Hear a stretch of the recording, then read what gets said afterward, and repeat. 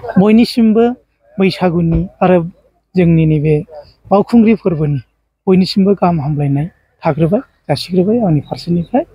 दिनै जोङो 17थि बावखुंग्रि जायनिखि फोरबो बे फोरबोनि गिबि आयदा हाजो गाखोनाय बादायलायनाय बेखौ जों दान्दिसे सिगाङाव बेखेवखांबाय।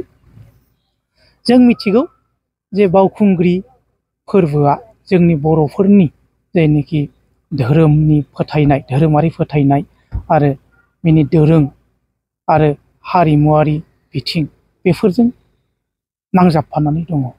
गोदोनिफ्रायनो जों फोथायनाय बायदियै बैसागुनि समाव जोङो जेला बावखुंग्रि हाजोनि थिखिनियाव थांनानै गावनि गोसोनि लुबैनाय हास्थायनायखौ फोरमायनानै अबंलावरिनाव आर'ज गाबो। बे आर'ज गाबनाय बादियैनो बिनि लुबैनाय हास्थायनायफ्रा जाफुङो होननानै जों बर'फोरा फोथायबोदों गोदो गोदायनिफ्रायनो। दिनै जोंहा मोनसे खोब गोजोननांगौ बाथ्राया जाहैबाय गोदो गोदायनि समाव बावखुंग्रि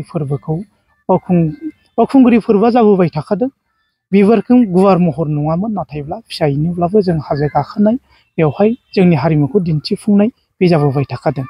दिनै गोजोनथाव बाथ्राया बेनो जाहैबाय जे जोंनि जायनिखि धोरोमारि फोथायनाय जोंनि जायनिखि हारिमुवारि दिन्थिफुंनाय हारिमुवारि आयदाफोर बेफोरखौ दिनै जोंनि क'क्राझारनिल' नङाबालानो जोंनि बर'फोरल' नङाबालानो बेवहाय गुबुन हारिफोर गुबुन दाब दाब जायगानिफ्राय जायनिखि जोंनि माहारि मानसिफोर बिसोरबो जोंनि फोथायनायखौनो आजावना लानानै दिनै बिथांमोनहा जोंनि बावखुंग्रि फोरबोसिम लोब लोब फैनानै बाहागो लाफैयो। दिनै जों बेयाव नुनो मोन्दों जायनिखि हाजो गाखोनाय बादायलायनाय बेयावबो दाब दाब जायगानिफ्राय फैनानै बेवहाय बाहागो लाफैदों।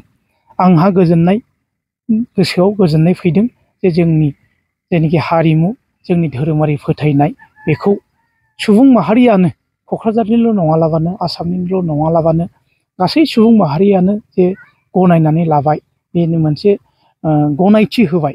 बेवहाय आंहा खोब गोसोआव गोजोननाय फैदों आरो आं मिजिंथियो जे जोंनि बे बावखुंग्रि फोरबो 17थि बावखुंग्रि फोरबो जायखौ जों साननैनि हाबाफारि लानानै खुंफुंनो लाबाय बे बावखुंग्रि फोरबोआ मोजाङैनो गाजा गोमजायै जाफुंलांथों आरो जोंनि धोरोमारि फोथायनाय जोंनि हारिमुवारि फोथायनाय बेफोरो जेन इयुननि समाव आगानफायैनो मुलुगनि दरबाराव अरलांबाय थाथों बेखौनो आं हामलायो।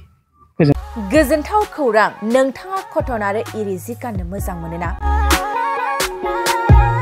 नोंथांमोननि थाखाय लानानै फैदों चिरां जिल्लानि सापागुरियाव थानाय आगर दाग्रा आफादा 1 एप्रिलनिफ्राय 30 एप्रिलसिम बैसागुनि 20% 50% डिसकाउन्टनि अफार।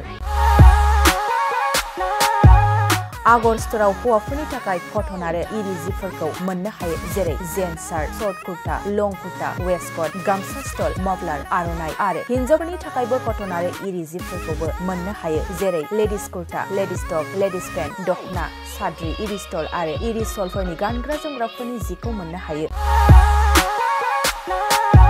कटन आरो इरि जिफोरखौ गानग्रा एबा बायग्राफोरनि थाखाय आगर स्ट'रा मोजां सुबिदाबो खालामदों, जेरै अनलाइननि गेजेरजों वाट्सएप नाम्बार, फेसबुक आरो इन्स्टाग्रामनि गेजेरजों बायनो हागोन आरो सोरबाफोर हलसेल बायग्रा दंबा हलसेलबो बायनो हानायनि सुबिदा दं। बेजों लोगोसेनो मोनसे गोजोनथाव खौरांबाव, आगर दाग्रा आफादाव सोरबाफोर जि दानो गोसो गुदुं आइजो सुबुं दंब्ला जि दाफिननो हागोन। गोबां बाथ्रा मिथिबावनो थाखाय 8822063339 9678923836 आरो 9613224401 जानबुं नाम्बारनि गेजेरजों खौरां लाहरनो हागोन।